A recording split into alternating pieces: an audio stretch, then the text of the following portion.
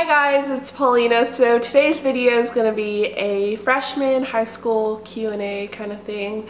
I did this last year and a lot of you guys really liked it. I got good feedback on it and a lot of you guys found it helpful, so I thought I would do it again because this year I am going to be a senior, so I just added another year of experience.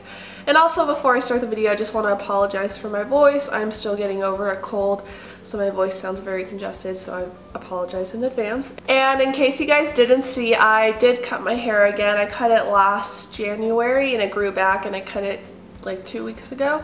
But yeah, if you follow me on social media, you would have known that already, but if you don't, I cut it again, and it's basically for all the same reasons I did last time, but I'll have that video if you guys didn't see it last year. But basically, short hair is just easier to take care of, really easy to manage, and I think it's really cute. So anyways, I'm just gonna get started with the videos. I hate making long intros, so let's just get started. So the first question is junior year as bad as people make it seem? And if you took any AP classes, how did you manage passing them? So personally, for me, junior year was my hardest year, but I've heard people say that sophomore year was their hardest. It just depends what classes you're taking and if you're taking honors or AP and stuff like that, and also your teachers, how much homework they give. But junior year was my hardest year, and it was also my busiest year. I got a lot of homework junior year and stuff like that, so it's just different for everybody. It just depends what classes you're taking. I hope that helped. And for the AP question, I just want to say I didn't take AP classes myself, but my friends did, and I would see all the work they would get, and they would just always do their homework, always study, and they would get a lot of work, but they would do it. And that's basically for any class, so I hope that helped a little bit. Do upperclassmen tend to pick on freshmen? I've never seen it. I think if you're just, you know, not being annoying, you won't get picked on. But I've never seen anyone get picked on by like a junior or a senior. What can you do to do good in school while having a boyfriend? Basically, just make sure you put school first. You know, you don't want to fail any classes and have to worry about retaking them or, you know, doing summer school. So make sure you do your homework, don't procrastinate on any projects, and, you know, just study for a test. Don't, like, let's say you have to study before a night before a test, don't hang out with your boyfriend if you have a test to study for, unless you guys want to do it together. But make sure you stay focused on school first and then make time for your boyfriend. I know that kind of sounds kind of mean, but I'm trying to say it as nice as possible. Just worry about your grades first and then your boyfriend. Will it affect you in the future if you slack off in freshman year? You know, if you do, let's say you do bad in freshman year and you do good sophomore, junior, and senior year, I think that would make up for it if colleges saw that you like did bad freshman year but you did good the following years.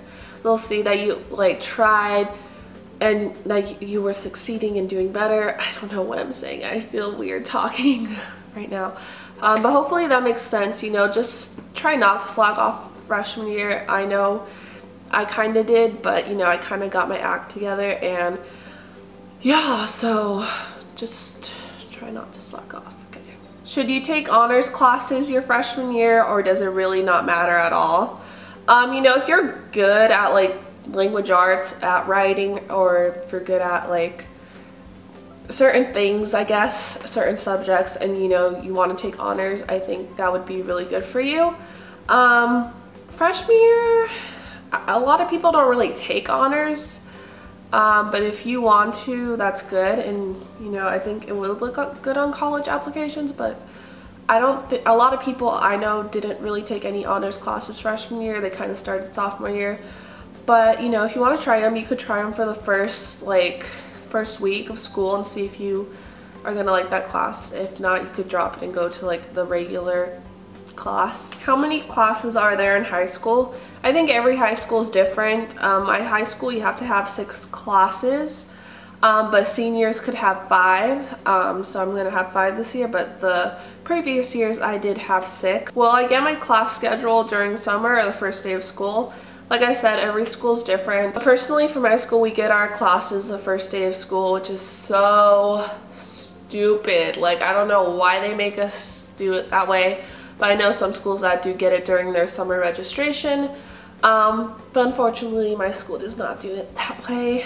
I don't know why, because it's such a hassle the first day of school, because everybody wants to know what their classes are, so they get there early, and it gets so crowded and stuff like that. So yeah. How early should I arrive to the first day of school? I think you should arrive a little early. You don't want to be late on the first day of school, especially if you're new to the school and you're a freshman and you don't really know where anything is. I would get there kind of early just because, you know, you have to map, like look for your classes, and it is, I remember the first day of high school for me, I was like lost on where to go. So if you're a freshman, I would recommend getting there early so you can look over where your classes are, because it is embarrassing being late on the first day of school. What do you bring on the first day of school? Usually for the first day of school, I don't really bring anything. I bring my backpack, maybe a pencil and a pen and a highlighter, because usually teachers give us like a syllabus on what to expect, and you go home and make sure you get your parents' signatures, and you just basically just get a syllabus. At least that's how it is for my school, and you just go over the class rules and stuff like that.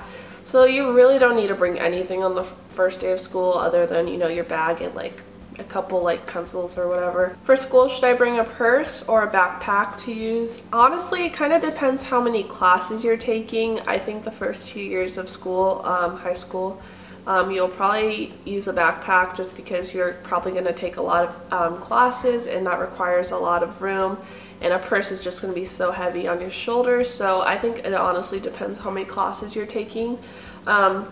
I don't know what I'm going to use this year. I'm going to have 5 classes this year, and 3 of them are academic classes, so I'm thinking of just using a purse this year. But I did use a purse last year for junior year. It was kind of heavy, but still doable. But it just depends how many classes you're going to have, honestly, and how much work you're going to get, and how much notebooks, and, you know, just stuff like that. So, you know, it's kind of your personal preference. How do you balance school and YouTube? So it was really hard last year. I had so much homework, so that's why I didn't really upload I didn't upload this previous junior year or whatever. It was getting less and less because I was getting work, and, you know, I would put school before YouTube first because, you know, school's important, and, you know, YouTube, you know, comes after school. Just try not to procrastinate, guys. You know, just get the project or whatever you're doing done, so then you could film YouTube videos or do whatever you want to do on your free time. But yeah, that's all I could share with you guys on that one. I think it's also kind of your preference on how you want to organize. Personally, for me, I like a binder with dividers in it for each class.